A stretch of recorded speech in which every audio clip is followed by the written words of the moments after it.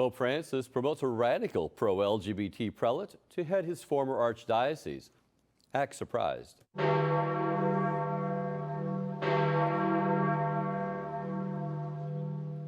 Joining us now, Church Militant's Rome correspondent, Dr. Jules Gomes. Jules, the Vatican seems to be assisting the LGBT agenda and just in time for Pride Month. Tell us about it. Pope Francis appointed a very pro-trans and pro-homosexual bishop to the Archbishopric of Buenos Aires, virtually making him Pope Francis's successor, but one to this very important episcopal see in Argentina. And who is this particular prelate? This is the 55-year-old, relatively very young Bishop Jorge Ignacio Garcia Cuerva, who boasts that he is the most Bergoglian of the Argentinian bishops. And Bishop Cuerva was made a bishop by Pope Francis in 2017, transferred to another diocese in 2019, appointed a member of the dicastery of bishops in 2021. And he went on to say, I'm a fan of Pope Francis, perhaps the most Bergoglian of the Argentinian bishops. That was in 2020. Well, it sounds like he's kind of on a fast track here. Give us some background on this particular archbishop's pro-LGBT past. Well, some years ago, he sparked scandal in Argentina when he baptized two twins.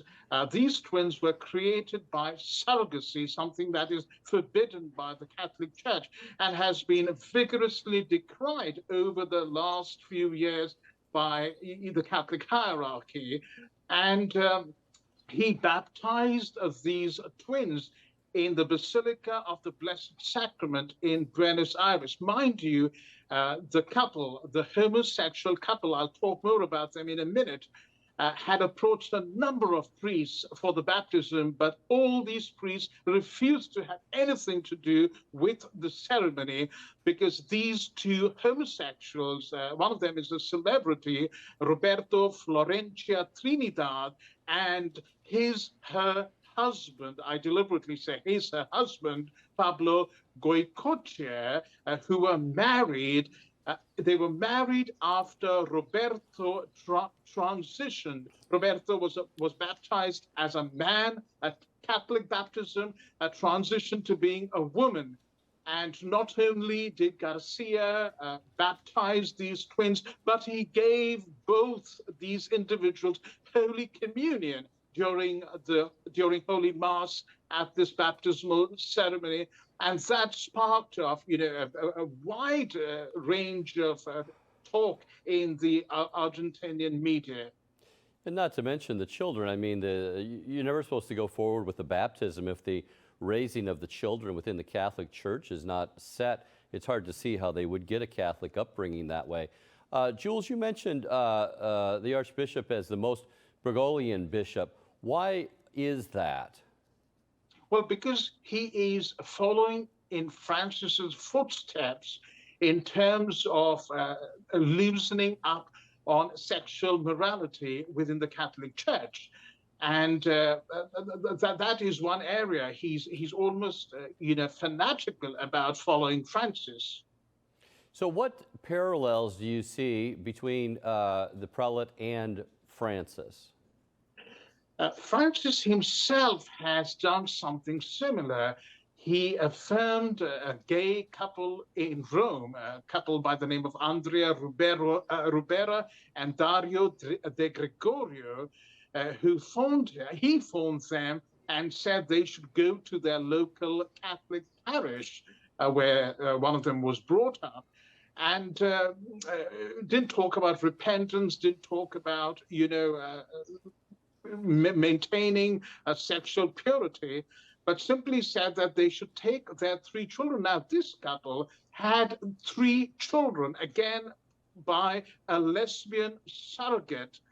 And they had these 3 children. They were married, quote unquote, in Canada. They got this procedure done in Canada, this surrogacy procedure, because Italian law forbids surrogacy.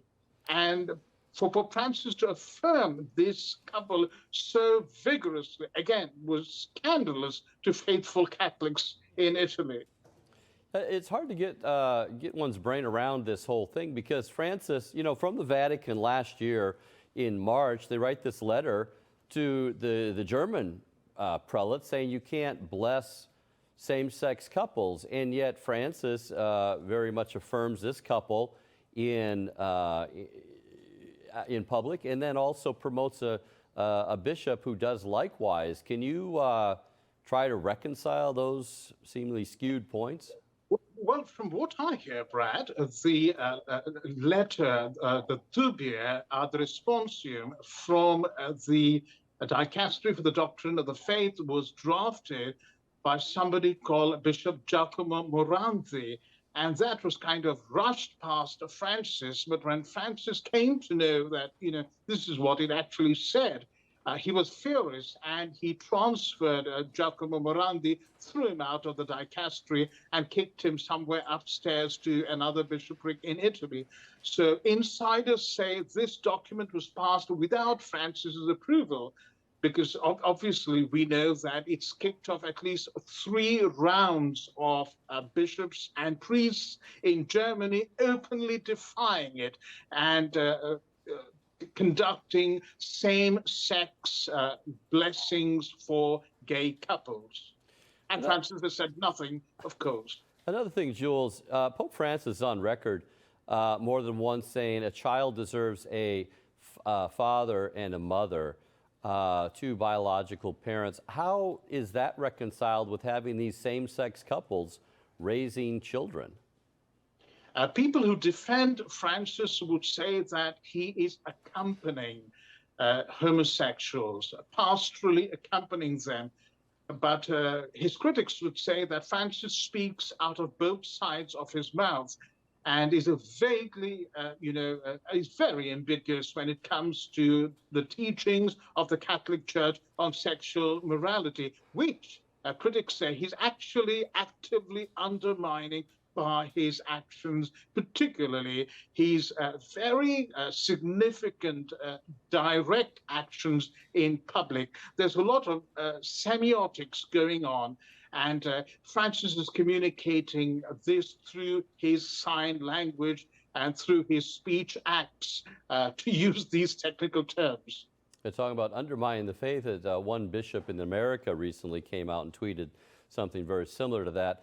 Well, a rain of fire destroyed Sodom and Gomorrah owing to the sin of sodomy. You wonder how heaven's going to respond now that even the Vatican seems to be on board with this pro-LGBT agenda. Just asking. So, Jules, thanks very much for laying out the gravity of this story. Thank you, Brad.